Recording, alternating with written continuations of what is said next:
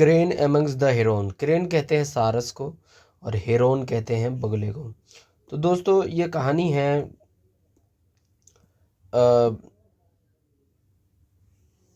बगुलों के साथ एक अकेले सारस की दोस्ती की।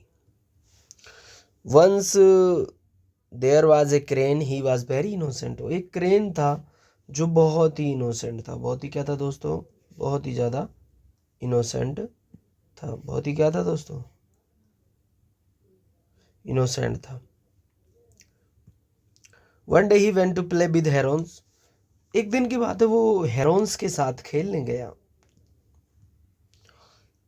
As he return from his play, his mother said. जब लड़का खेल कर आया तो उसकी माँ ने कहा, child you must not play with herons, they are very sharp, they stand on one leg as if they are doing some austerity, and with the other leg they perform their conspiracy. You will be spoiled if you associate with them. Austerity का मतलब होता है तपस्या। आप लोगों ने बगुलों को देखा होगा। बगुले एक टांग पर खड़े रहते हैं और दूसरी टांग वो हवा में रखते हैं। पहली टांग से वो क्या करते हैं दोस्तों? तपस्या। क्या करते हैं दोस्तों? पहली टांग से वो तपस्या करते हैं। पहली टांग से ऑस्टेरिटी मतलब तपस्या। कॉन्स्पिरेसी मतलब साजिश करते हैं। कौन सी टांग से? दूसरी से मछली को पकड़ते हैं। तो उनकी माँ ने यही बताया कि जो क्रेन है वो जो हेरोन है उनके साथ मत खेलो, क्योंकि वो एक टांग से तो तपस्या करते हैं, दूसरी से साजिश। You will be spoiled if you associate with them. तुम स्पॉइल हो जाओगे बच्चे अगर तुम उनके साथ रहोगे तो। स्पॉइल मतलब किसी अच्छी चीज को खराब कर देना। किसी अच्छी चीज को क्या कर देना दोस्तों?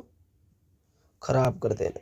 एसोसिएट का क्या मतलब होता है? किसी के साथ समय बिताना, संबंध या संपर्क सामना। तो उसकी माँ जो उनकी माँ है, जो क्रेन है, छोटा है, जो माँ ने कहा, माँ ने क्या कहा? माँ ने कहा कि भाई उनके साथ समय मत बिताओ, उनके संपर्क में मत रहो, वरना वो तुम्हें खराब कर देंगे। The little kitten replied, "Oh mother, don't worry. Just like lotus grow in filth, similarly I will remain with the herons, yet none of their bad habits enter me." उसी प्रकार से मैं हिरोन के साथ रहूंगा।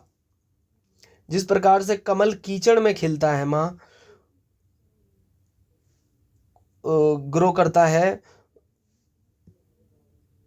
उसी प्रकार से मैं उनके साथ रहूंगा, लेकिन उनकी बैड हैबिट्स मेरे अंदर नहीं एंटर करेंगी। फिल्थ मतलब होता है गंदगी, और गंदगी में ही आपको पता है क्या खिलता है दोस्तों? कमल। Thus the little crane repeatedly went and mingled with the flock of herons. Mingle मतलब दूसरे लोगों से मिलना, और फ्लोक मतलब होता है पक्षियों का झुंड। फ्लोक मतलब क्या होता है दोस्तों? पक्षियों का झुंड। तो वो रिपीटेडली जाता है, उनके साथ मिलता है, और किसके साथ? हिरोन का जो फ्लोक था। फ्लोक मतलब झुंड। 1 2 3 4, कितने हेरोन है यहाँ पर? 4 हेरोन है। The crane roamed. रोम्ड का मतलब बताओ क्या होता है दोस्तों? रोम का मतलब क्या होता है? जब हम रोम का मतलब देख लीजिए, बिना किसी लक्ष्य के घूमना फिरना। जब आपके पास कोई लक्ष्य ना हो और आप इधर उधर घूम रहे हैं तो उसे क्या कहा जाता है दोस्तों? तो उसे कहा जाता है रोम। Played with them. The crane roamed and played with them. One day they planned for picnic. We are going for picnic. Will you join us? Oh sure. तो जो हेरोन्स थे उन्होंने पिकनिक का प्लान बनाया और उन्होंने क्रेन को कहा कि क्या तुम हमें ज्वाइन करोगे? तो क्रेन ने कहा कि yes, why not. So crane set out for picnic with the herons and began flying them. अब क्रेन उन हेरोन्स के साथ पिकनिक के लिए जाने लगा। While flying the herons saw wholesome, जो हेरोन थे उन्होंने देखा यार, होलसम का मतलब जानते हैं दोस्तों? होलसम का होता है मतलब पौष्टिक, शरीर के स्वास्थ्य के लिए जो हितकर हो, जो बहुत बढ़िया होता है, उसे होलसम कहते हैं। क्या कहते हैं? होलसम। तो इन्हें होलसम ग्रेन, ग्रेन मतलब दाना, स्कैटर मतलब फैला हुआ, फील्ड खेत में, खेत में उनको दाना फैला हुआ दिखाई दिया जब वो उड़ रहे थे, while flying. Immediately the flock of herons glided down to pluck the grains and innocent crane followed and stood beside them. तो इनोसेंट जो क्रेन था, जो ये इनोसेंट क्रेन था, ये भी उतर जाता है। ये भी क्या हो जाता है दोस्तों? उतर जाता है और उनके अगल बगल में जाके खड़ा हो जाता है। उनके अगल बगल में जाके खड़ा हो जाता है। तो ये लोग उतर तो गए आसमान से, किस लिए? दाने के लिए उतर गए। ग्लाइड मतलब होता है बिना आवाज के मूव करना, और पलक मतलब तो तुम्हें पता है, मतलब नोचना या। The herons took charge of the grains and ate like hogs. Hog मतलब होता है सुअर। होग मतलब क्या होता है? सुअर। तो उन्होंने सारा जो ग्रेन का चार्ज था उन्होंने खुद ले लिया। ग्रेन का चार्ज क्या करा उन्होंने? ग्रेन का चार्ज उन्होंने दोस्तों क्या ले लिया? खुद ले लिया। और ग्रेन को वो लोग क्या करने लगे? खाने लगे। क्या करने लगे दोस्त? खाने। ग्रेन को वो खुद खाने लगे। कैस किसकी तरह? होग की तरह। होग मतलब क्या होता है दोस्त? पालतू सुअर होग होता है। टुक चार्ज मतलब कब्जा करना। As they moved ahead eat more they found their legs were caught in a net.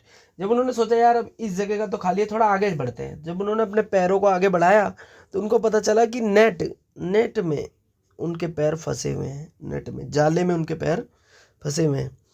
और जो इनोसेंट जो क्रेन था वो भी फंस चुका था। Was cot.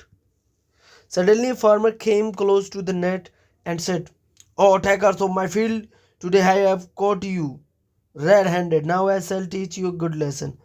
आज मैंने तुम लोगों को रंगे हाथ पकड़ा है चोरों, हम तुम्हें एक अच्छा सबक सिखाएंगे। Hearing this, crane cried out. इसको सुनते ही क्रेन रोने लगा। Oh farmer, I am a crane. I am really innocent. I can promise.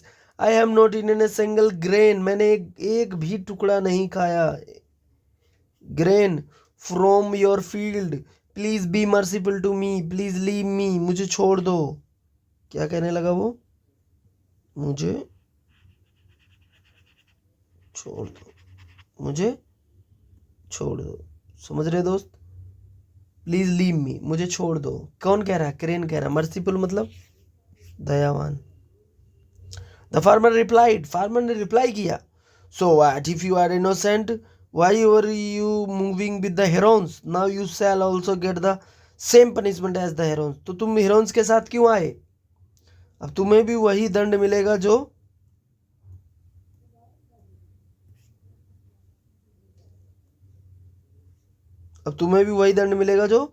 Heron's को मिलने वाला है। In this way the poor crane was killed with the Heron's. इसी प्रकार से बेचारा क्रेन भी हेरोन्स के साथ मारा गया। और वो जाते जाते यही सोच रहा था कि I wish I had obeyed my mother, अगर मैंने अपनी माता जी की बात मान ली होती तो इस कहानी से आप क्या समझते हैं दोस्तों?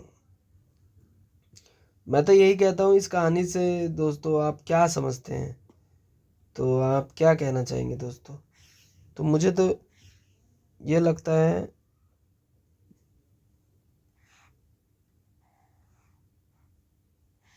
हम इस कहानी से क्या सीखते हैं? तो इस कहानी की मोरल क्या है?